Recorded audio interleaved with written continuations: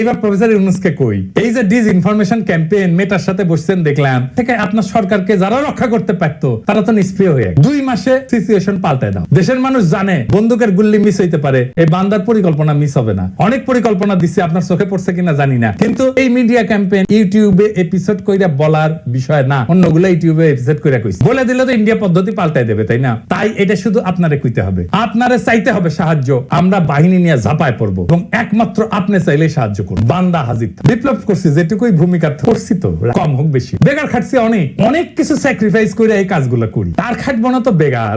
কারণ আপনার সরকার চরম ভাবে বিপ্লবের শক্তিকে উপেক্ষা করছে। আমেরিকা গেলেন, একবার কনক সরোবর আর ইলিয়াসের ডেকে ধন্যবাদ দিতে পারতেন না? দেন নাই তো। অনেকের সাথে দেখা করেছেন, এই দুইটা মানুষের সাথে একটু দেখা করতে পারতেন না? ডাকলেই চলে আসতো, ওদের ভূমিকা কি কম? যারা ফ্যাসিবাদের আমলে বিকল্প মিডিয়ার দায়িত্ব পালন করলো, তাদের সামান্য রিকগনিশন দেন নাই, উল্টা ফারুকের মতো মালরে উপদেষ্টা বানাইছে, শফিকের মতো মুজিব প্রেমিকের বানাইছেন পেশ সচিব।